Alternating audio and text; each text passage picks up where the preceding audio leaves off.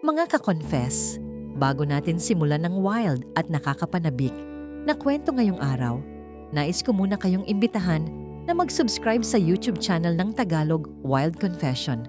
Dito, hatid namin ang maiinit, mabibigat at makabuluhang mga kwentong siguradong tatama sa damdamin. Paalala lang po, ang lahat ng kwentong maririnig ninyo ay pawang katang-isip lamang at ginawa para magbigay aliw at aral. Anumang pagkakatulad sa tunay na tao o pangyayari ay hindi sinasadya. At ngayon, mga ka-confess, ihanda nyo na ang sarili ninyo dahil isa na namang nakakaintriga at kapanapanabik na Tagalog Wild Confession ang inyong mapapakinggan. Simulan na natin. Dear Ate J, itago mo na lamang ako sa pangalang M. Ang kwentong ito ay tungkol sa mga lihim na sandali, sa mga bawal na damdaming hindi namin mapigilan, at sa mga gabi ng aming pagtatagpo na nagaganap lamang tuwing may malalaking family reunion sa Lipa, Batangas. Sa ancestral house ng aming lola, doon nag-ugat at doon din umusbong ang lahat.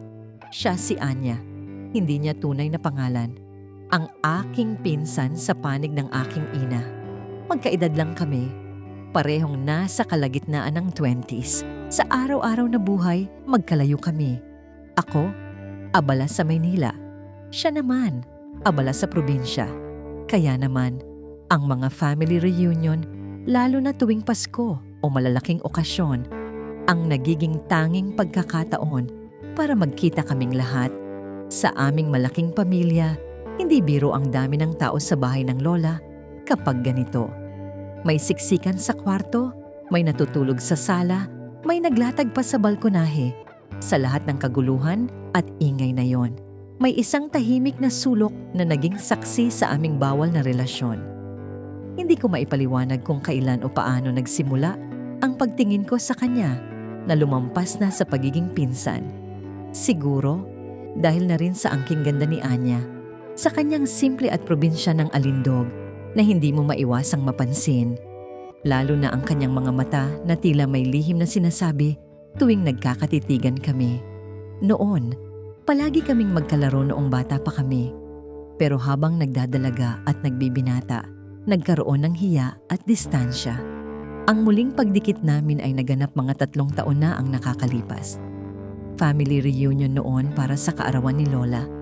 Mahigit 50 tao kami sa bahay. Walang signal ang wifi, kaya karamihan ay nagkukwentuhan, nag-iinuman at nagkakaingay.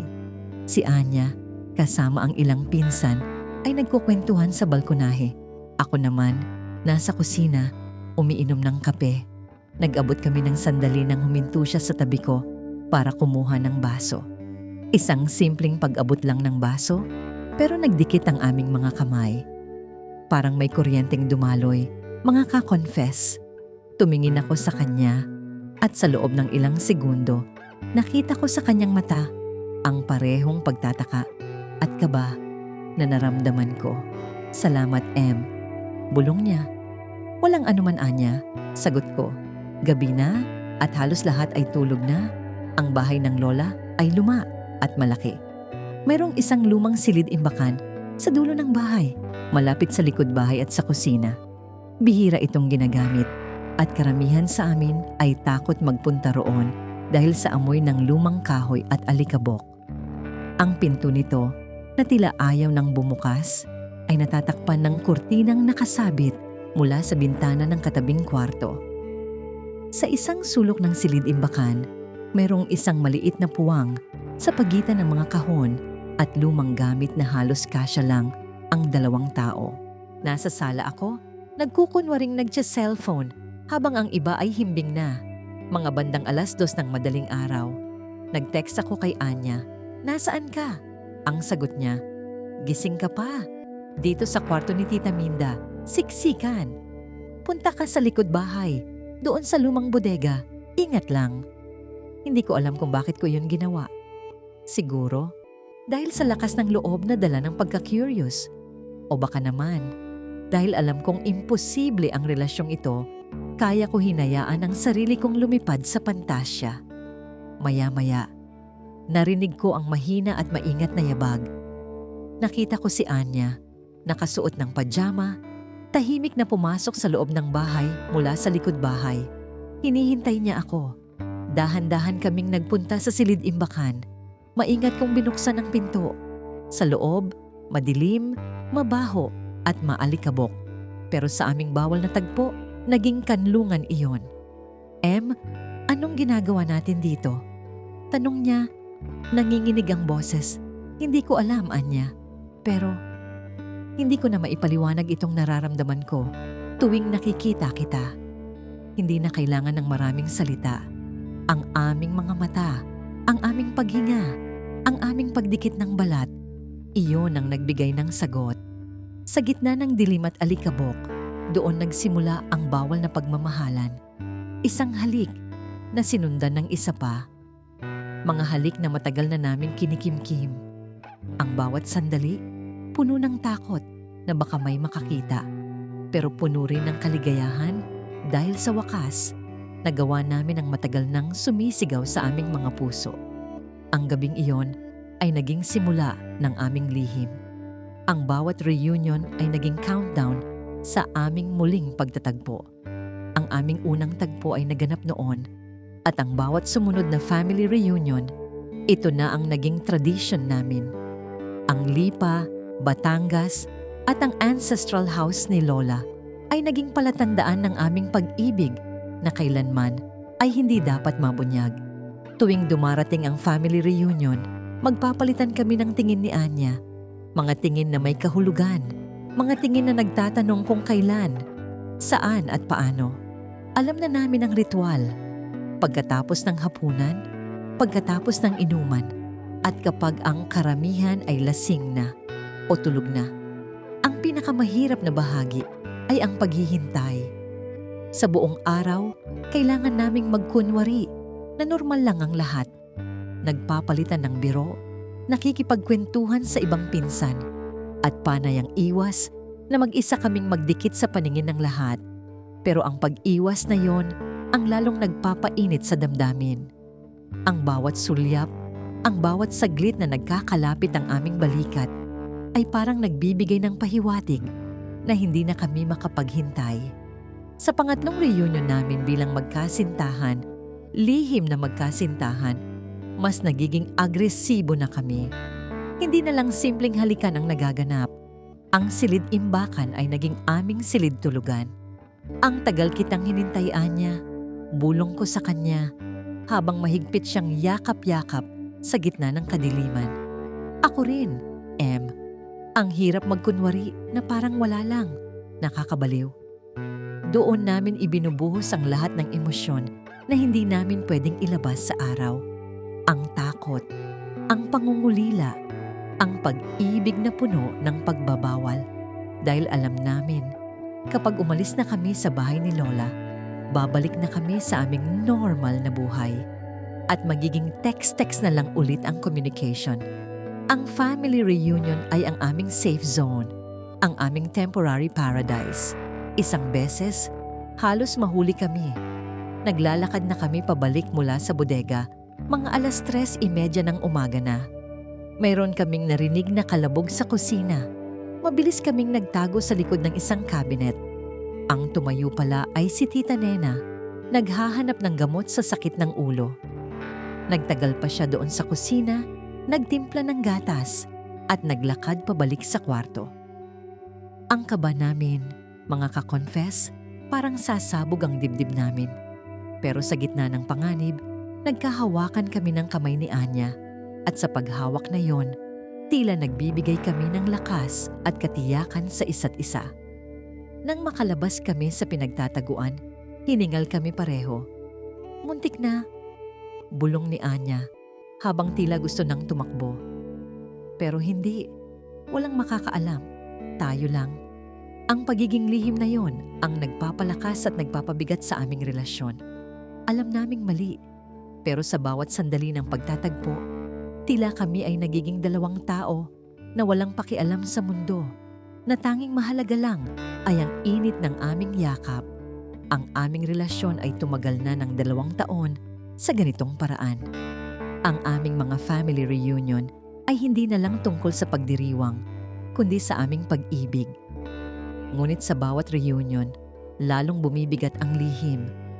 Noong huling reunion namin, bago pa man magsimula ang pagdiriwang, nakita kong malungkot si Anya. Sa tanghali pa lang, niyaya ko siya sa likod bahay, malapit sa taniman ng saging.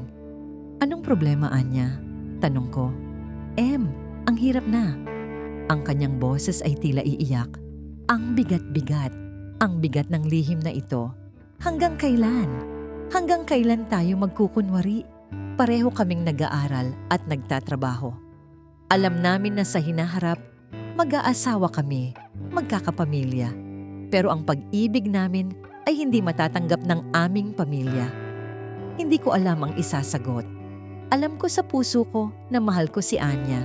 Higit pa sa pagiging pinsan, siya ang gusto kong makasama. Pero ang katotohanan ay pader na hindi namin kayang sirain. Hindi ko alam, Anya, pero mahal kita. Mahal din kita, Pero hindi sapat iyon, di ba? Sa tuwing aalis ka at babalik sa Maynila, ang pakiramdam ko ay dinadaya ko ang sarili ko at ang pamilya natin. Nang gabing iyon, ang tagpo namin sa Silid-Imbakan ay hindi na tulad ng dati. May lungkot, may pagdududa, at may pangamba. Hindi ito masigla at maalab na parang dati.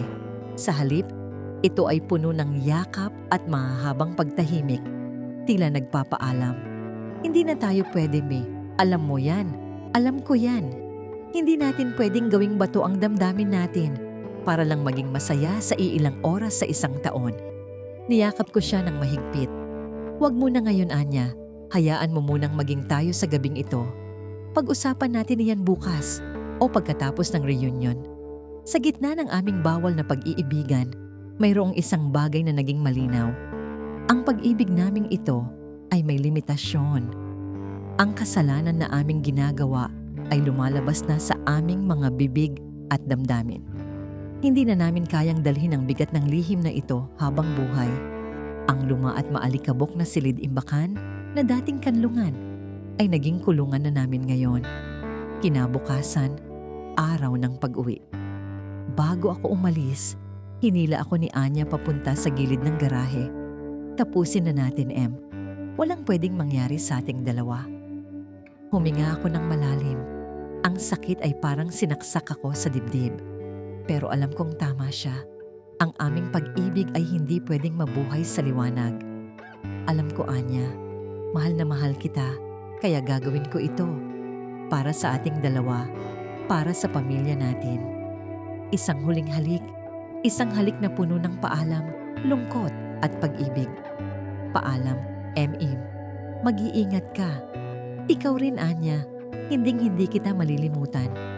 Hindi na ako sumama sa mga sumunod na family reunion sa Lipa. Nagdahilan ako na sobrang abala sa trabaho. Ang Lipa, ang bahay ng lola, at ang Silid-Imbakan, lahat ng iyon ay naging simbolo ng isang pag-ibig na kailangang ibaon sa limot. Ang pag-ibig namin ni Anya, mga ka-confess, ay nanatili sa dilim, sa ilalim ng buwan ng Batangas, at sa pagitan ng mga lumang kahon at alikabok ng ancestral house. Isang bawal na tagpo na hindi na kailanman mauulit. Mga ka-confess, at yan na nagtatapos ang ating kwento. Ang bawal na tagpo sa family reunion ay ang kwento ni M. Maraming salamat sa pakikinig sa napakabigat at nakakakilig. At sa huli ay nakakalungkot na pagtatapos ng pag-iibigan na ito. Ang kwentong ito ay nagpapaalala sa atin na may mga pag-ibig na kailangang isakripisyo, hindi dahil sa hindi tayo nagmamahalan, kundi dahil sa respeto at pagmamahal natin sa mga taong mahalaga sa atin. Huwag kalimutang mag-subscribe dito sa YouTube channel ng Tagalog Wild Confession para maging una sa lahat ng aming maiinit, mabibigat at makabuluhang kwento. At i-follow na rin ang aming Facebook page na Tagalog Wild Confession para sa araw-araw na updates at confessions. Hanggang sa susunod nating kwentong Tagalog Wild Confession, mag-ingat tayong lahat. Paalam, mga ka-confess.